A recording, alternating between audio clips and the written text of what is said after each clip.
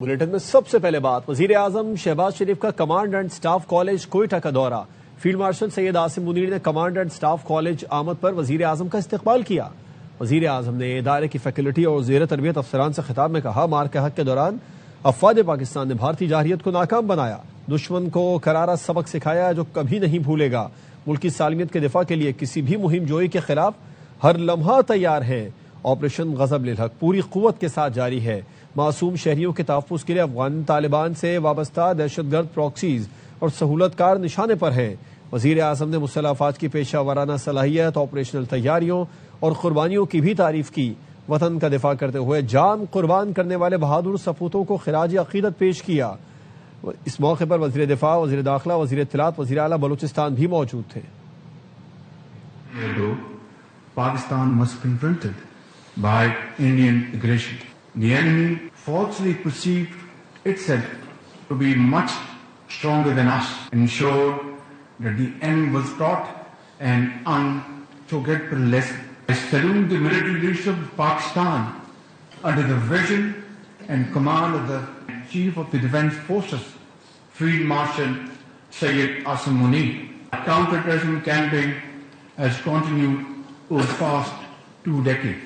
The ongoing Ghazab lil-Haq campaign has instilled fear into the heart of our enemy. Field marshal Syed Asim Munir کا کہنا ہے کہ پاکستان کی ترقی کا سفر جعلی خبروں یا بیرونی سرپرستی میں دہشت گردی سے نہیں روکا جا سکتا۔ پاکستان دنیا میں بلند مقام حاصل کر رہا ہے۔ فیلڈ مارشل سید عاصم منیر کا کوئٹہ گیریجن کا دورہ، کمانڈ اینڈ سٹاف کالج میں افسروں اور فیکلٹی سے خطاب کیا۔ فیلڈ مارشل سید عاصم منیر نے بلوچستان میں ریاستی عملداری برقرار رکھنے میں سیکورٹی فورسز کی تعریف کی۔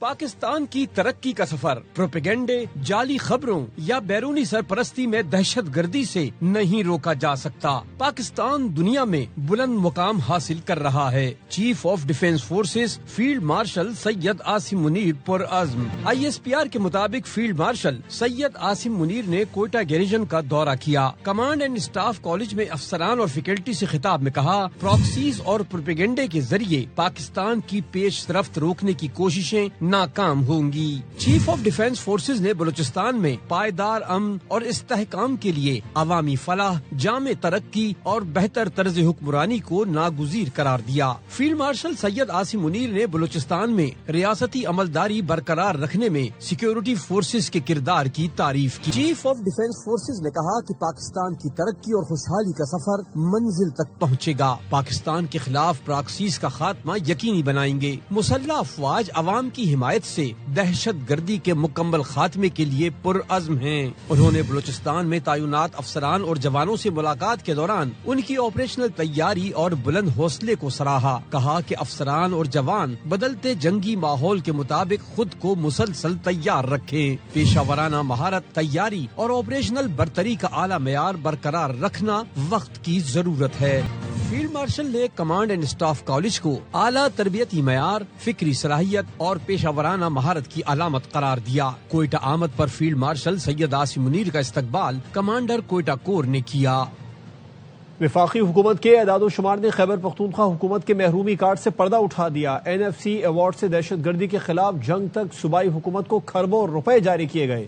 یہ ساری رقم خرچ کہاں ہوئی؟ حساب دینے کی بات پر وزیر اعلیٰ سہیل آفریدی دھمکی آمیز بیانات پر اترنے لگے۔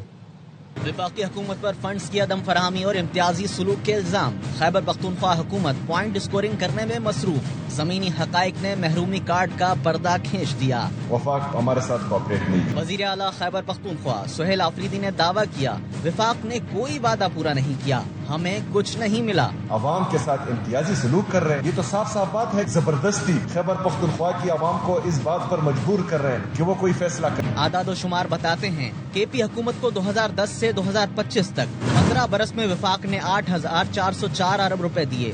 پیسے کہاں خرچ ہوئے، اس کا حساب صوبائی حکومت دینے کو تیار نہیں۔ سہیل آفریدی نے NFC ایوارڈ کا بھی ذکر کیا اور کہا، ہمارے بقایا جات نہیں دیے جاتے۔ نہ NFC شیئر ہمیں ملا، نہ جو ہمارے باقی بقایا جات ہیں کوئی بھی ہمیں نہیں ملا۔ زمینی حقائق یہ ہیں کہ صرف 7ویں NFC ایوارڈ کے تحت صوبے کو 2010 سے 2025 تک 5,802 ارب روپے دیے گئے۔ ادائیگیاں روکنے والی بات میں بھی سچائی نہیں۔